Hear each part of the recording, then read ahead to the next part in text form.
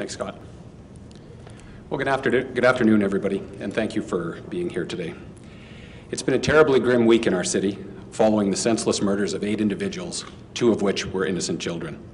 The medical examiner's office has now completed the autopsies on these victims. They've determined that all the victims died from gunshot wounds. I'm not going to elaborate on how many shots were fired by the suspect or where each victim was shot out of respect for the surviving family members. The medical examiner has positively identified the lone male suspect shooter as being 53-year-old Fu Lam. We can now confirm that Mr. Lam died of a self-inflicted gunshot wound at approximately 8:30 a.m. on Tuesday, December 30th, 2014, at a business location in Fort Saskatchewan.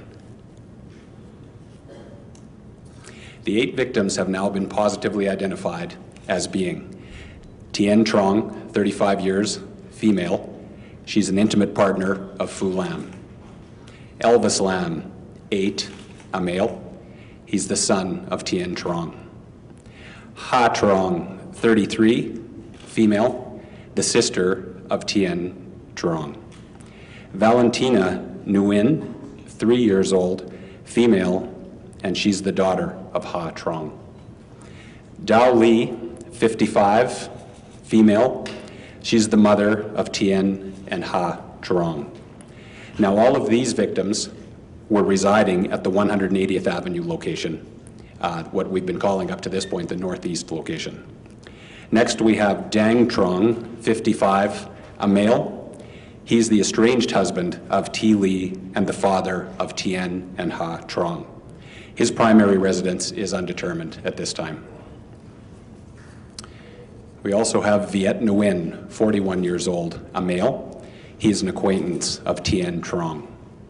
And finally, we have Cindy Duong, 37, a female. And there's a relationship between the members of the Duong and the Lam families. And as you know, Cindy resided at the Haswell Court address in southwest Edmonton. Next of kin notifications have now been completed. In terms of a timeline, investigators have determined that Tien Trong finished work at approximately 2 a.m. Sunday, December the 28th, 2014. Ha Trong was in communication with another person via text messaging from the North End address at 3:45 a.m. on December the 28th, 2014. At 8 a.m. on Sunday, December the 28th, Tien and her mother, T. Li, failed to show up for an overtime shift at their place of employment. At 8:30 p.m. on Sunday, December 28th, Ha Trong's estranged husband attended the North End address. He knocked at the door but got no answer at that time. He also noted that a black sport utility vehicle was parked outside the North End address at the time.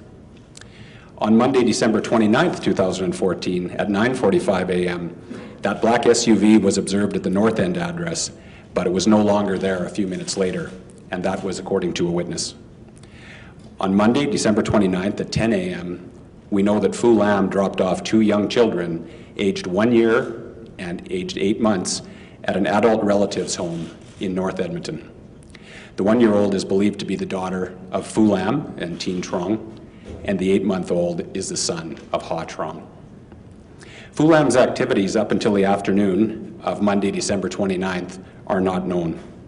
However, investigators have since determined that in the late afternoon, Lam attended an address in southwest Edmonton where relatives reside.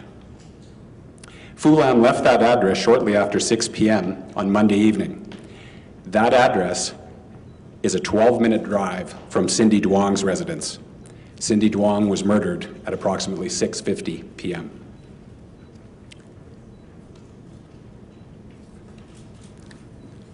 It was at this time that police were contacted and initially became involved.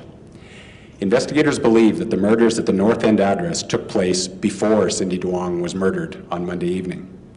Investigators also believe that the murders at the North End residence occurred sometime between 3:45 a.m. on Sunday, December 28th and 8 a.m. on that same day. While investigators believe that all persons at the North End address were murdered at approximately the same time, it's not completely clear as to whether they were all in the house when the murders began.